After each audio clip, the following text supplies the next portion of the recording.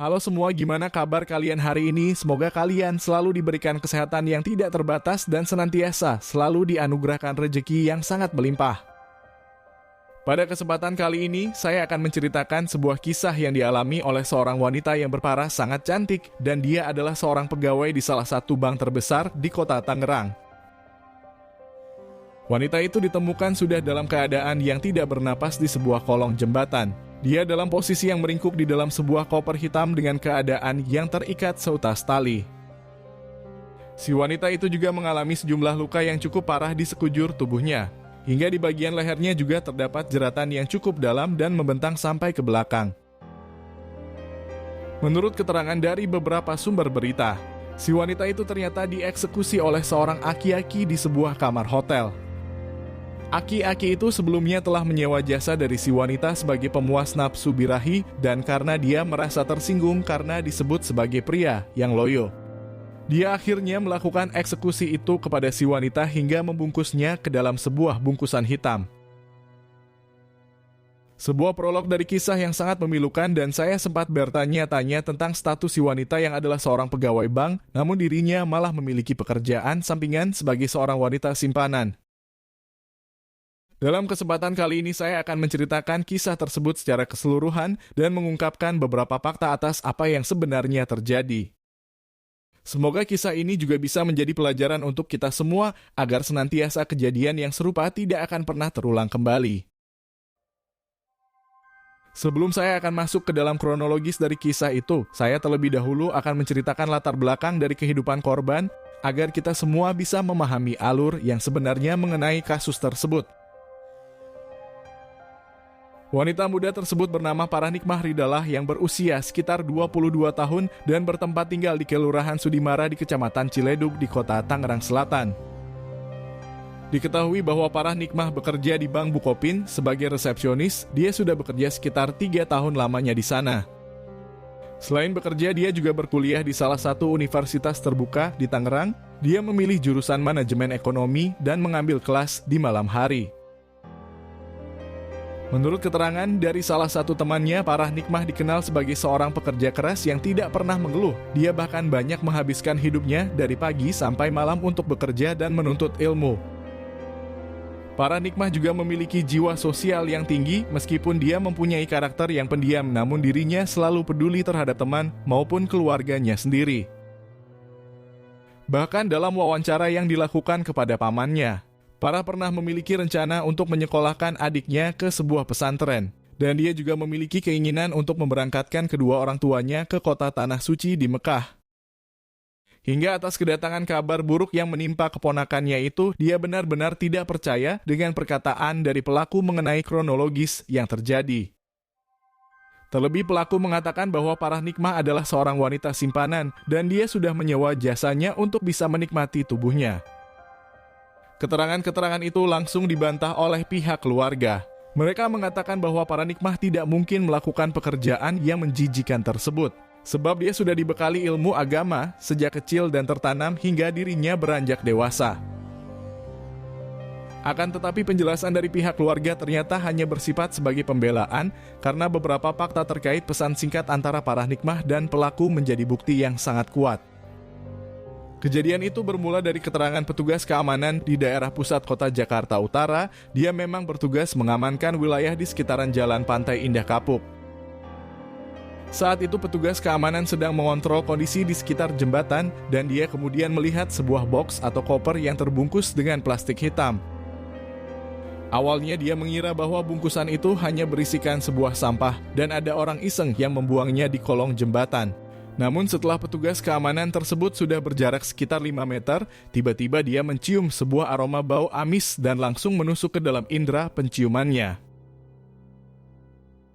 Petugas keamanan kemudian memiliki firasat yang janggal terhadap bungkusan itu, hingga akhirnya dia memberanikan diri untuk memeriksa dan membuka plastik hitam di sana.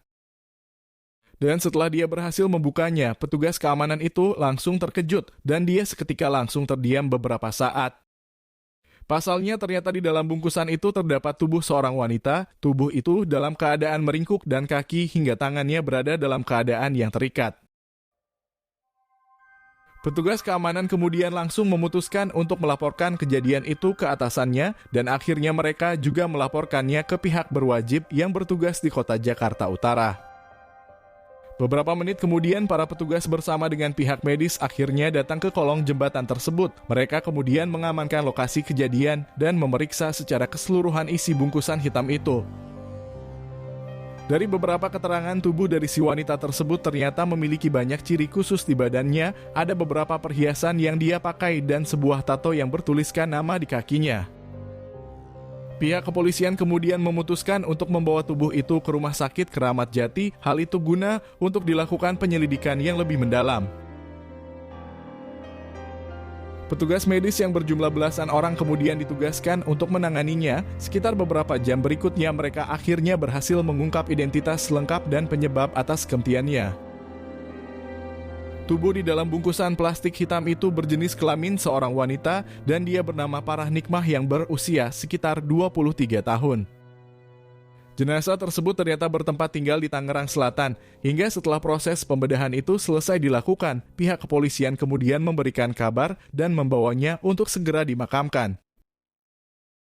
Pihak kepolisian selanjutnya bergerak dengan sangat cepat. Mereka menelusuri jejak korban di beberapa jam sebelum dirinya ditemukan tidak bernapas. Hingga akhirnya satu orang terduga pelaku bisa teridentifikasi lewat pesan singkat di ponsel milik teman dekat korban. Saat itu korban memberitahukan bahwa dia sedang berada di sebuah apartemen dan dirinya mengatakan sedang bersama dengan seorang aki-aki yang menjadi pelanggannya. Dari hasil penelusuran itu, pihak kepolisian kemudian bergerak untuk melakukan pencarian dan penangkapan terhadap terduga pelaku. Dia ternyata tinggal di sebuah apartemen di lantai 27 dan di kamar bernomor 5. Saat terjadi proses penangkapan di sana, pelaku yang diketahui bernama Kelvin itu sempat tidak mengakui perbuatannya. Dia beralasan bahwa tidak tahu sama sekali mengenai korban. Namun pihak kepolisian tanpa berpikir panjang langsung meringkusnya. Dia kemudian dibawa ke kantor kepolisian di wilayah Jakarta Utara. Hingga setelah berada di sebuah ruangan khusus itu, pria yang berusia hampir 50 tahun tersebut akhirnya mengakui semua tindakan yang sudah dirinya lakukan. Pria itu kemudian bercerita bahwa dia sebenarnya baru 2 kali bertemu dengan korban dan pada pertemuan kedua mereka memiliki kesepakatan terselubung satu sama lain. Kelvin yang adalah seorang pengusaha burung walet itu menjelaskan bahwa dia pertama kali dikenalkan dengan Farah Nikmah oleh temannya. Dia kemudian diberikan nomor ponsel dari wanita itu dan mereka akhirnya memulai berkomunikasi di sana. Menurut keterangan dari Kelvin, dia juga sebenarnya sudah diberitahukan bahwa Farah Nikmah adalah wanita yang bisa diajak ke atas ranjang kasur. Hingga komunikasi yang dia lakukan bersama Farah Nikmah terkait kesepakatan tersebut. Namun pembicaraan di awal mereka selalu menemui jalan buntu sebab negosiasi soal harga selalu tidak pernah sejalan dan menemukan kata sepakat. Kelvin mengatakan bahwa Farah Nikmah selalu mematok tinggi harganya. Dia bahkan menginginkan beberapa fasilitas agar bisa mengencaninya dalam satu malam. Hal itu membuat Kelvin awalnya merasa ragu karena dia berpikir bahwa harga yang diberikan Farah Nikmah terlampau jauh dari beberapa wanita yang lain yang pernah tidur dengannya. Namun karena rasa penasaran yang begitu tinggi dalam benak aki-aki itu, dia akhirnya ingin mencoba sensasi baru yang dijanjikan oleh Farah Nikmah Ridalah.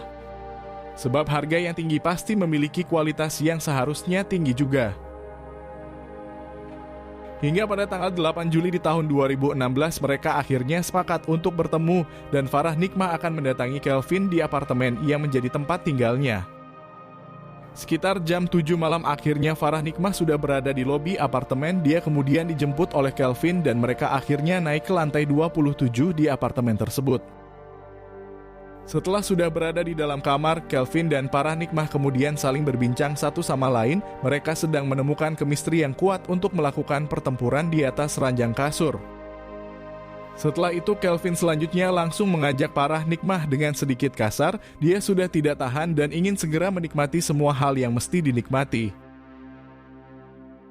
Hingga sekitar 10 menit sudah berada di atas, Kelvin yang memiliki usia yang sudah tua itu akhirnya harus kalah. Dia ternyata sudah tidak kuat untuk berlama-lama dalam melakukan pertempuran tersebut. Menurut keterangan Kelvin, setelah mereka melakukan itu semua, dia kemudian membiarkan Farah Nikmah tertidur di sampingnya hingga pagi hari. Sebelum tidur itu juga dia sudah melakukan pembayaran senilai 4 juta rupiah. Harga yang sebenarnya cukup mahal karena hanya dilakukan selama 10 menit.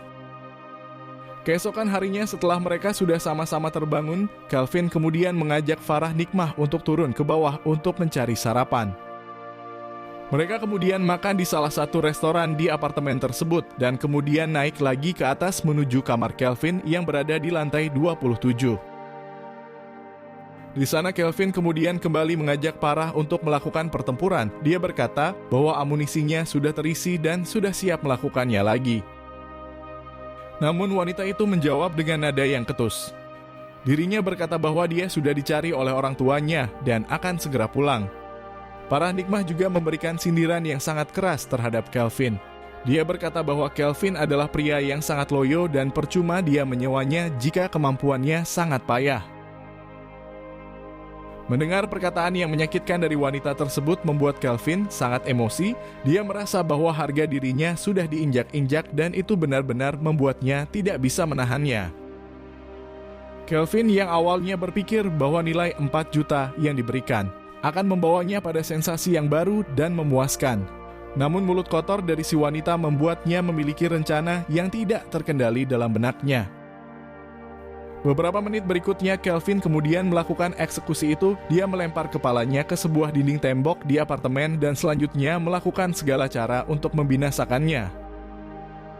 Hingga sekitar 15 menit melakukan tindakan itu, Farah Nikmah Ridalah akhirnya harus menyerah dan harus menghembuskan napas terakhirnya di hadapan aki-aki tua tersebut. Setelah melakukan tindakan itu, Kelvin kemudian mencari cara untuk menghilangkan jejaknya, hingga akhirnya dia mempunyai rencana untuk membuang jasadnya ke sebuah tempat yang cukup sepi. Kelvin kemudian membungkus tubuh dari Farah Nikmah. Dia memasukkannya ke sebuah box atau koper hitam dan menaruh tubuhnya dengan cara mengikat kaki hingga tangannya. Singkat cerita, pada tanggal 10 Juli di tahun 2016, Kelvin kemudian membawa bungkusan hitam itu dari kamarnya menuju ke parkiran dengan menggunakan sebuah troli.